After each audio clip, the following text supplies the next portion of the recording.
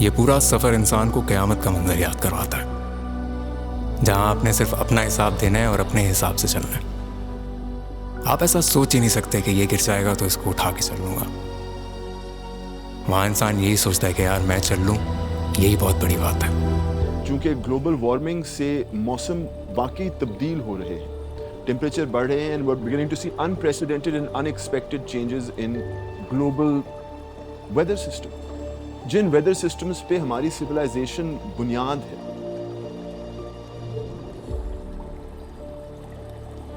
इस वक्त जो ह्यूमन सिविलाइजेशन है वो इस दुनिया के वसाइल इस्तेमाल इस तरह कर रहे हैं कि आगे मुस्तकबिल में ये सोसाइटी और सिविलाइजेशन सस्टेन नहीं हो सकती। We are on the edge of a civilisational collapse.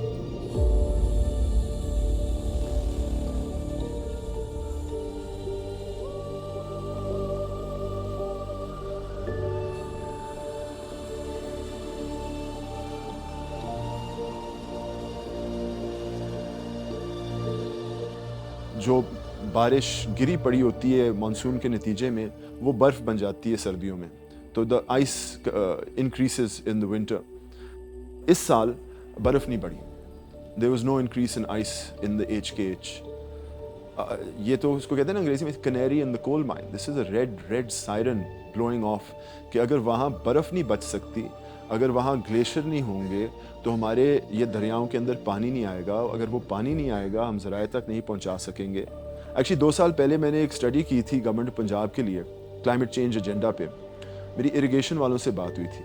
अगर आपको याद है 2022 की बारिश से पहले मार्च में हीट वेव शुरू हुआ था। It was a very early heat wave और काफ़ी शदीद था।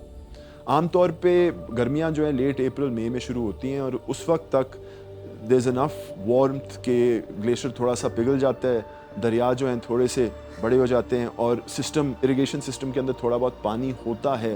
चूँकि जब टेम्परेचर बढ़ता है लोग फसलों पे पानी लगाते हैं ताकि वो जल ना जाए। मगर मार्च में जब हीट वेव हुआ था सिस्टम में पानी नहीं था। दोबारा कहूँ, पंजाब में 2022 में 2 हफ्तों के लिए पंजाब में पानी नहीं था और ये 2 साल पहले की बात है। So we're facing very dangerous times going forward.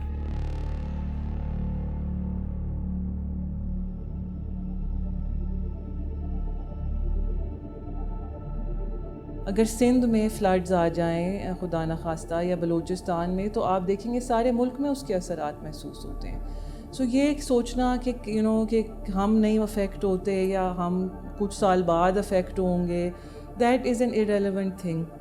अब वो एक बिल्कुल पुरानी सी सोच है, स्पेशली बिकॉज़ गर्मी बढ़ रही है, हम हर रोज़ अफेक्ट हो रहे हैं उससे। जब ठंड आती है तो वो कम अरसे के लिए आती है लेकिन शिद्दत से आती है, वो भी एक क्लाइमेट चेंज का असर है।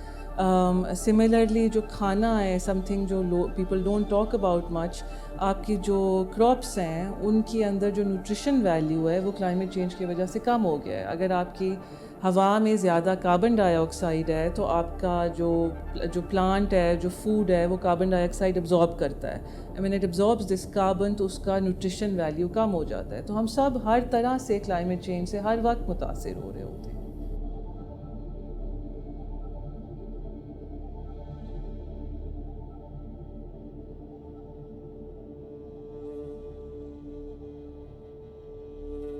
ये आइडिया जब फ्लोट हुआ तो 2-3 चीज़ें जो जहन में आई, इनमें से सबसे इम्पोर्टेंट ये था कि ये डूएबल है या नहीं है।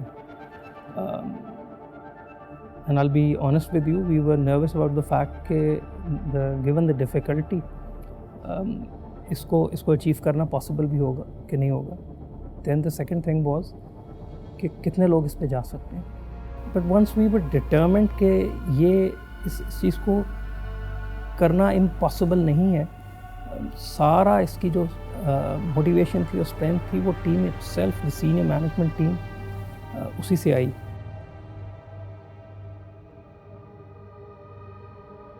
जब कोई भी हम कोई टारगेट सेट करते हैं तो उससे पहले हमें अपने आप को प्रिपेयर ज़रूर कर लेना चाहिए और प्रैक्टिस करनी चाहिए किसी भी टारगेट को अचीव करने के लिए।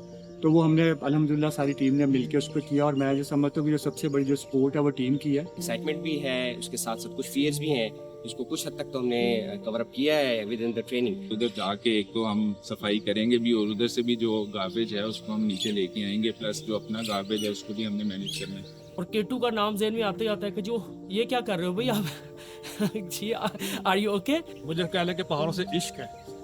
मैं वे बैक 1988 से ट्रैकिंग कर रहा हूँ। 9 to 5 बैठना करना, टाई में सूट बाबू बन के, तो मेरी लाइफ जो है ना वो बिल्कुल वो एक तरह से स्टैग्नेट होकर रह गई है। चूंकि मैं इकलौता हूँ तो मदन ने कहा इदरीस ये क्या कर रहे हो, आप किधर जा रहे हो? मैंने कहा बस केटू जा रहे हो, अभी सीनियर मैनेजमेंट भी हमारे साथ जा रही है। तो अब जब मुझे मेरी मैनेजमेंट ने जब बताया कि जी हम ये एक्टिविटी करने जा रहे हैं केटू की, तो मुझे बहुत ज़्यादा एक्साइटमेंट हुई कि यार ये मेरे लिए एक और मौका है कि मैं अपनी लाइफ को दोबारा उसी तरह जी सकूँ, क्योंकि मैं इंतहाई ज़्यादा नेचर से लव करता हूँ।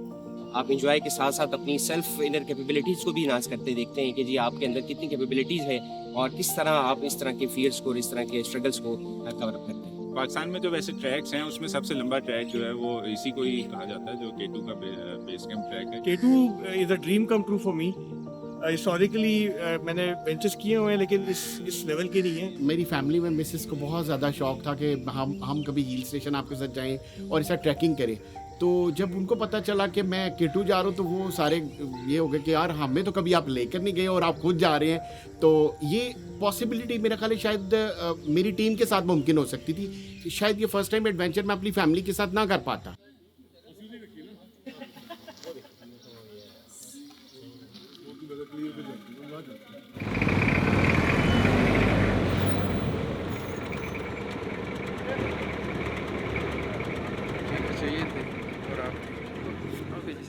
कि सबकी एंट्री हुई है, चेक किया उन्होंने, एक एक की पूरी अटेंडेंस लगाई है। अब हम सारे के सारे दोबारा अपने सफ़र को इंशाल्लाह ताला जारी रखेंगे। अब थोड़ा सा ग्रीनरी और उसके बाद तो मेरा ख्याल बड़ा टफ सफ़र होगा, लेकिन जब चल पड़े हैं तो फिर इंशाल्लाह ताला सफ़र भी कट ही जाएगा।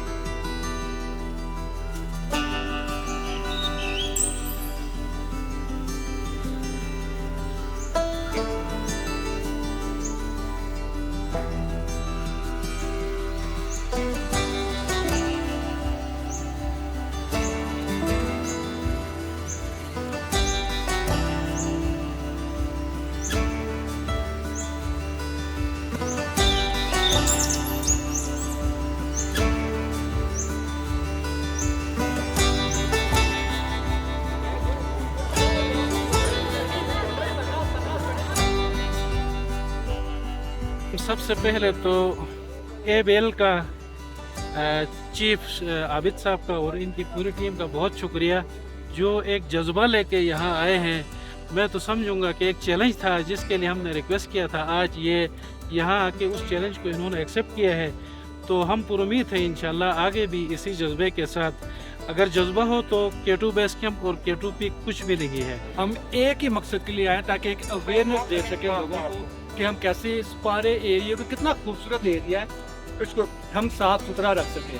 अगर हम अपना सबसे पहले हम अपने आप को साफ सुथरा रखें, अपनी जगहों को साफ करें और उसके बाद एक पूरी कैंपेन लेकर आए हैं कि ये पूरा एक केटू बेस कैंप तक जाना है। और आपको मैं बता दूं, हम में से कोई भी ट्रैकर नहीं है, याद रखो जो हमारे साथ जा रहे हैं, हमने कोई ट्रैकर नहीं है। सब दफ्तरों में हम सब ऑफिस में टाई लगा के सुबह से 9 से 5 6 7 जो काम करने वाले लोग हैं। लेकिन हमारे दिल में ये बात है कि यार ये इतना अच्छा खूबसूरत एरिया है, केटू तक का है। हम लास्ट ईयर आए, हमने दियोसाई की क्लीन ड्राइव की, बीच कराची की इनके पास CKNP के पास है। इन्होंने हमें कहा कि आप केटू को क्यों ना साफ करें, क्योंकि वहाँ पे इतना गंदे, आप हमसे बेहतर जानते हैं। आजकल ग्लोबल वार्मिंग और ये जो मौसमियाती तब्दीली है, बहुत रैपिडली ग्लेशियर्स पिघल रहे हैं। ये 2045-50 तक ये ग्लेशियर जिस हालत में अभी हैं, इस हालत में इन्होंने रहना नहीं है। मेल्टिंग बहुत रैपिडली हो रही है और टेम्परेचर बहुत ज़्यादा रेस हो रहा है।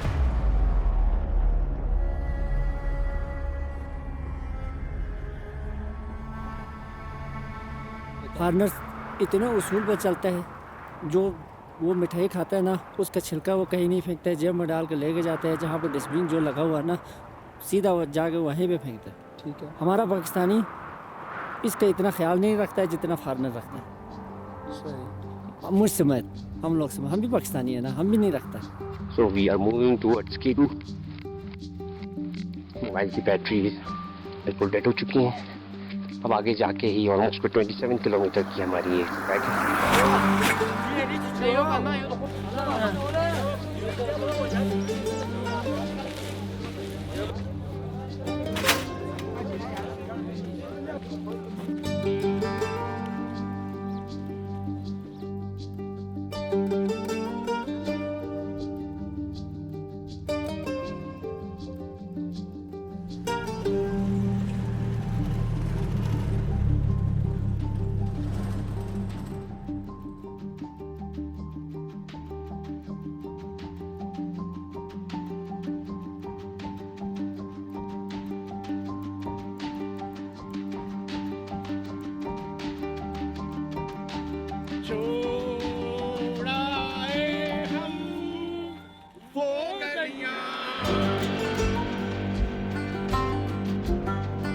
सफर का दुखी हो गया। ज़ाहिरी बात है, जहाँ टूरिज़्म होती है, फ्लो होता है, ट्रैफिक होती है, वहाँ पे वेस्ट जनरेशन होती है डेफिनेटली।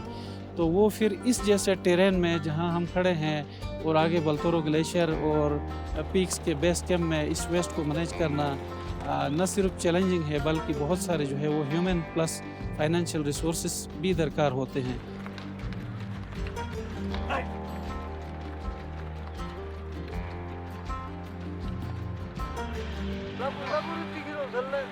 स्टार्ट अच्छा था, क्लाउडी वेदर था, जंप स्टार्ट अच्छा मिल गया हमें।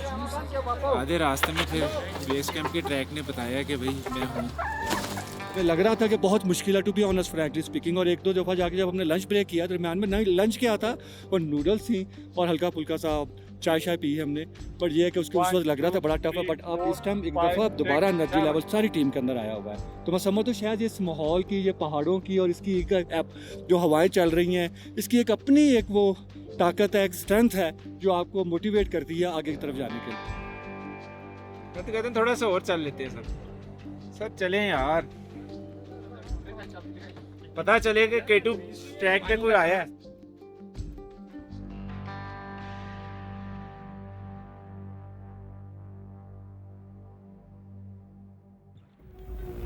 पाकिस्तान में जो बिकॉज हमारा सारा जो कूड़ा है वो या तो हम दरियाओं में, नालों में फेंक देते हैं, तो वो पहुँचते पहुँचते यहाँ लाहौर से रावी से इंडस तक पहुँच जाता है। The Indus is one of the most polluted rivers in the world.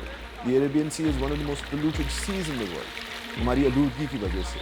और उसका नतीजा ये है कि उस समुंदर के अंदर जो इकोसिस्टम है, उस दरिया के अंदर जो इकोसिस्टम है वो बर्बाद हो चुका है। सो इन प्लास्टिक्स का बिल्कुल एक इफेक्ट है और नेगेटिव इफेक्ट है, मगर वो प्लास्टिक्स आई वहाँ पहुँची किस तरह? Every person is responsible. ये सिर्फ CKNP की जिम्मेदारी नहीं है बल्कि जो जाने वाला टूरिस्ट है, क्लाइंबर है, ट्रेकर है, जैसे मीडिया के लोग के, तमाम ह्यूमन बीइंग, जो भी विजिटर, मैं कहूँगा कि जो भी विजिटर जाता है पार्क के अंदर, they all are equally responsible to retrieve back their waste. और इसमें यह है कि फैसिलिटेशन के लिए ये हमने ह्यूमन रिसोर्स वहाँ पे डिप्लॉय किया हुआ है। जी हमें पता है कि ये टेरेन ऐसा है कि एग्जॉस्ट होते हैं लोग, तो हम ये नहीं कहते हैं कि आपको जो बैग हमने प्रोवाइड किया है VRC में उसमें आप वेस्ट लेके आ जाए। हम ये कहते हैं कि जो चाय के लिए टी ब्रेक में जो वेस्ट होता है उसको आप बैग में डालें और जो आपका कैंप है वहाँ पे हमारे क्रू होते हैं उसके हैंड ओवर करें।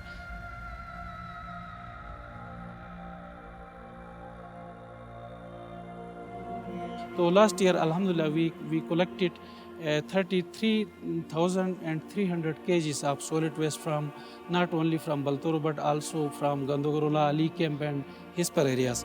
तो उसमें जो मेन जो हमारा ज़्यादा वेस्ट जनरेट हुआ था वो इसी बल्तोरो ग्लेशियर से, और वो 21,000 kg था। Out of 33, 21 was only from Baltoro, K2 base camp, Broad Peak base camp, Concordia and surroundings।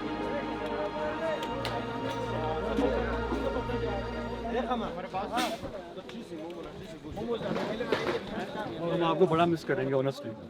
हम आपको खैरियत से लेके जाए, कोई मसला नहीं, क्या हो गया और कोई बात नहीं यार। किया तो एक बड़ी विशेष थी कि मैं एंड तक करूं, बस अनफॉर्चुनेटली तबीयत ने साथ नहीं दिया।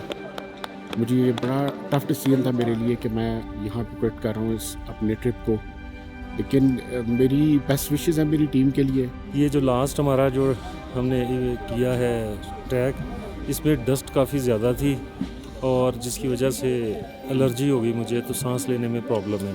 स्टेटस ये है कि हमारे 2 मेंबर जो हैं उनकी तबीयत ख़राब हुई है। बहुत हार्ड फीलिंग्स हैं टू बी ऑनेस्ट। हमारे बड़े अच्छे वो मेंबर्स थे, उन्होंने बड़ा हमें सपोर्ट किया। हर लम्हे के ऊपर उनके चुटकुले, उनकी बातें हमें याद आती रहेंगी। बट जो कि हमने अपना एक टास्क लिया हुआ था, एक मिशन था, एक टारगेट था, तो बाकी टीम के अंदर एनर्जी पूरी है। इनकी सेहत के लिए दुआ गो हैं। मैसेज सिर्फ ये है कि जब आप आएँ तो अनसीन बहुत सारी चीज़ें ऐसी होती हैं कि जो आपको नहीं पता होती हैं, बट हमें उसके लिए प्रिपेयर होना चाहिए। खासतौर पे कंपनी जो है ना आपकी बहुत मिस करेंगे, और इंकरेजमेंट और चीज़ें सारी ना बहुत भारी, दिल पर बहुत भारी, दिल में बहुत आस हो रहा है। Abid Saab and other team members are reaching towards ends. It was too long for. और जो हमारे साथी बीमार हो गए उनको भी सेहत दे, खैरियत से वो भी वापस जाएं, और हम भी इंशाल्लाह ताला सब खैरियत से।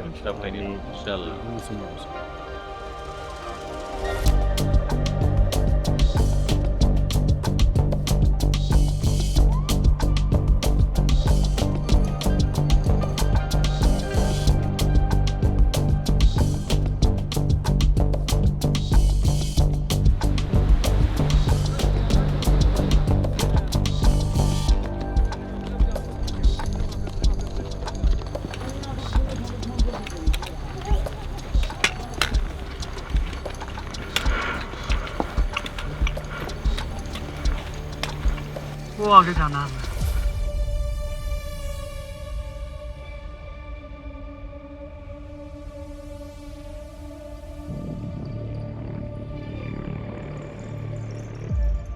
लेफ्ट देखते देखते राइट पे भी ध्यान रखना है।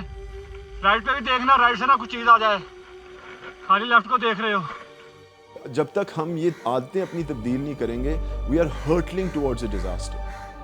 देखें 1.3 पे तो पहुंच गए, हमें तो कहा जा रहा है कि 1.5 से 2 डिग्री सेंटीग्रेड पहुंचते पहुंचते जितनी ये नॉर्थ और साउथ पोल की बर्फ़ पिघलेगी, उसके नतीजे में जो समुंदर उठेंगे, जो छोटे आइलैंड स्टेट्स हैं, मालदीव्स, बहामा, वानुअतु, मॉरिशस, ये डूब जाएंगे, ख़त्म हो जाएंगे, finished of the face of the earth.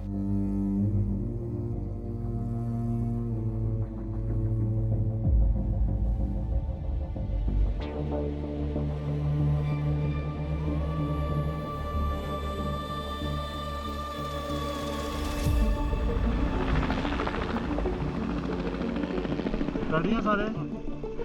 चलें।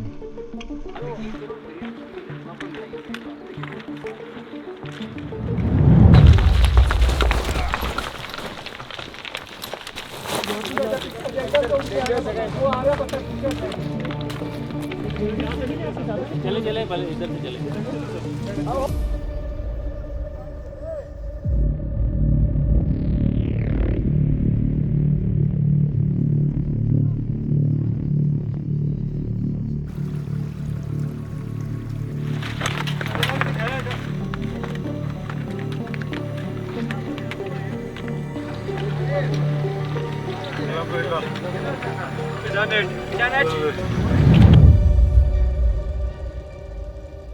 टफेस्ट बात है, हमने ट्रैक के बारे में बड़ा सुना था, पर कि हमें इतना नहीं पता था कि इतना स्केरी और इतना डेंजरस भी था भाई। सीधी सी बात है, 1-2 जगहों पे आके तो बस हमने सोचा कि यार ये थोड़ा सा हमने कोई गलत स्टेप तो नहीं ले लिया है, ये हमने क्या कर दिया भाई, इतना तो नहीं था, इतना तो हम सोच ही नहीं सकते थे।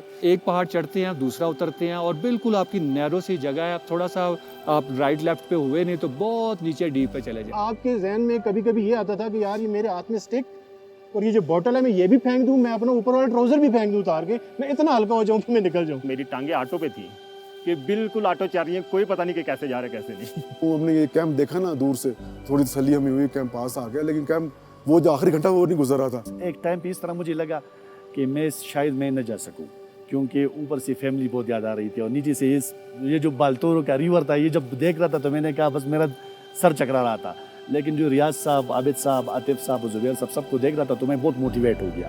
और दूसरा एक शेर मुझे याद आ गया कि मंजिल से आगे बढ़कर मंजिल तलाश कर, मंजिल से आगे बढ़कर मंजिल तलाश कर, मिल जाए तुझको दरिया तो समंदर तलाश कर। My Balti is getting very good. So आज के लिए ये है कि लामला दियाबो दुख चुगत। सफर में मक्खी तंग करेगी आज।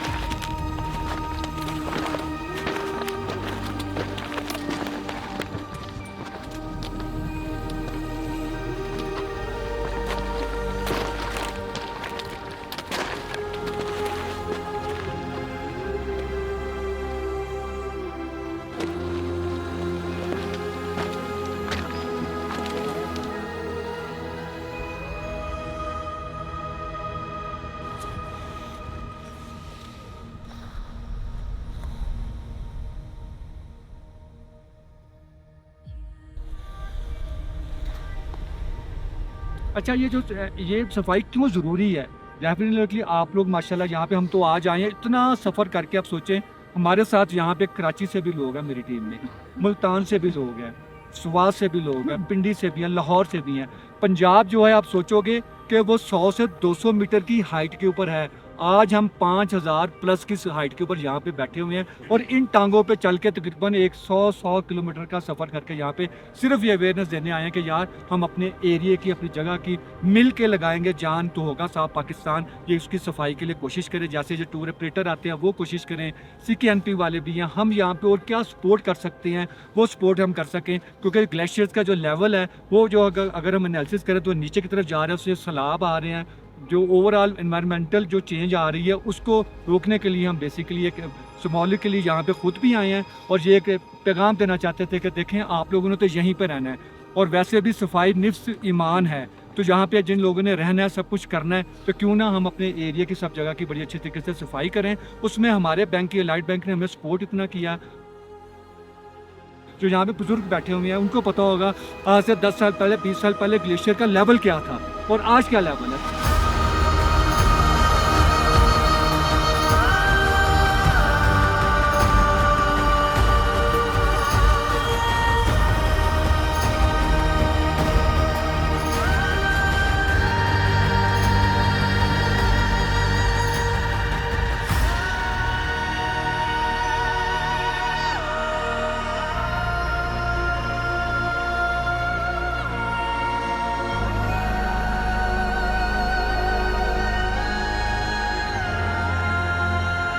मिलकर लगाएंगे जान।